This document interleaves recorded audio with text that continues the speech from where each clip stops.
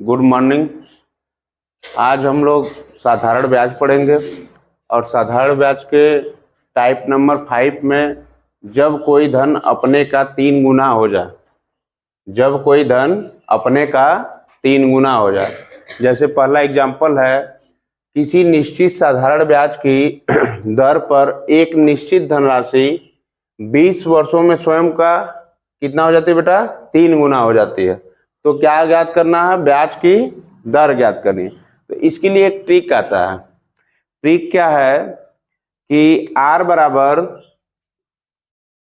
n-1 into 100 बटे के क्या हो जाएगा? t। अब r की बात हो रही है। r क्या है? तो दर है। r को किससे प्रदर्शित किया जाता है बेटा? दर से। इसको इंग्लिश में रेट बोला जाता है। क्या बोला जाता है? रेट। और ये जो n है, ये गुना जो हो रहा है, गुना, ठीक है, इसके लिए है। और t आपको पता है कि समय को t कहते हैं, टाइम को। बात समझ में आ रही है? तो हमारा ये जो n है, ये कितने गुना है बेटा? 3 गुना। तो n की वैल्यू यहाँ पे क्या आ जाएगी? 3 गुना। और कितने वर्षों में? 20 वर्षों में। तो समय हमारा कितना है? 20 वर्ष। ठीक है। अब क्या करेंगे कि इस सूत्र पे केवल मान रख देंगे। ठीक है। मान देखो कैसे रखते हैं। r की जगह r बराबर n की वैल्यू क्या है बेटा? 3 माइनस क्या है?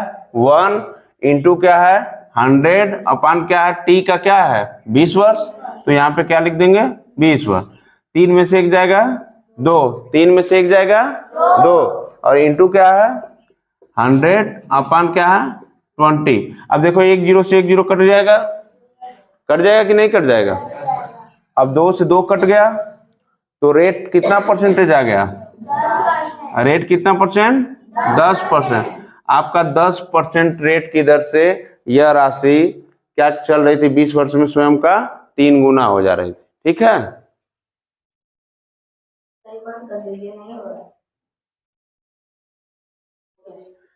देखो बेटा, गुना के दूसरे प्रश्न में रमेश एक निश्चित धनराशि एक निश्चित साधारण ब्याज की दर पर निवेश किया।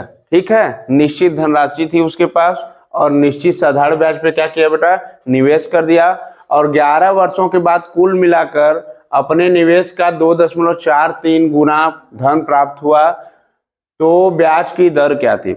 इसमें भी पूछा है क्या ब्याज की दर? देखो बेटा, यन कितने गुना हो रहा है? 2.43 गुना। 2.43 गुना क्या हो गया बेटा? इसका धन हो गया।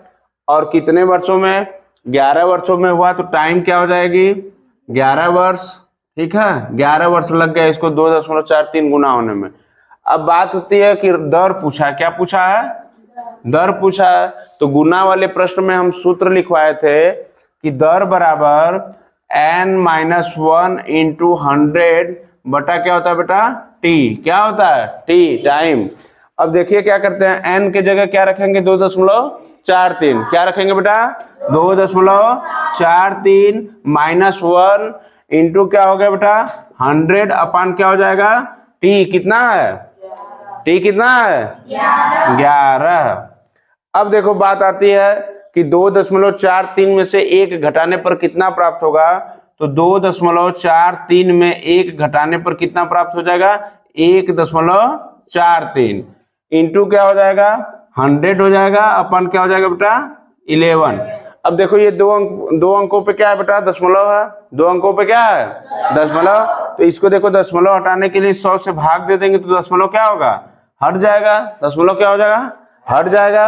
अब देखिए, 100 से 100 कट गया कि नहीं कट गया?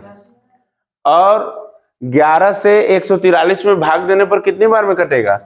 11 एकम 11 और 11 तिया 33। तो हमारा बेटा रेट कितना था? 13% दर से यह 11 वर्षों में धन क्या हो जाएगा? अपने का निवेश का 2.43 गुना हो जाएगा।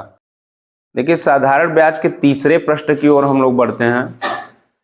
तीसरे प्रश्न में क्या है बेटा? किसी राशि को 10% साधारण ब्याज की दर से 2 गुना हो जाने में कितना समय लगेगा?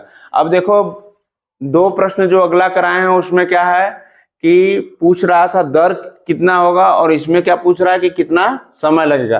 देखिए आपके पास दर दिया है, दर कितना दिया बेटा 10%, और गुना कितना दिया है, गुना कितना दिया है 2 गुना, कितना दिया बेटा 2 गुना।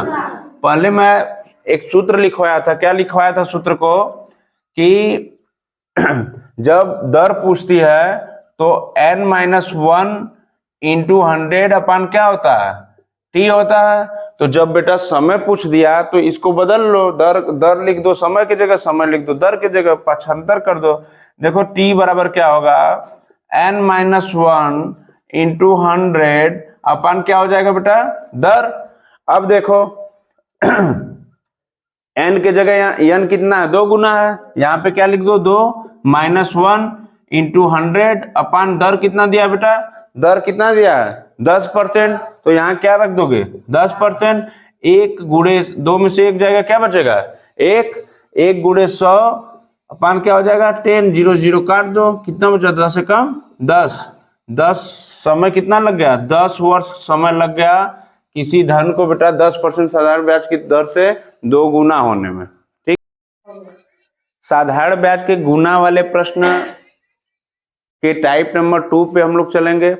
और देखिए जब कोई धन T1 वर्ष में n1 गुना हो जाता है और T2 वर्ष में n2 गुना हो जाता है, तो एग्जाम्पल द्वारा इस प्रश्न को हम देखेंगे। पहले प्रश्न को, एक राशि साधारण ब्याज पर 10 वर्षों में कितनी गुनी हो जाती है बेटा 2 गुनी हो जाती है। कितने वर्ष में वही राशि उसी दर से कितना हो जाएगी 3 गुना हो जाएगी।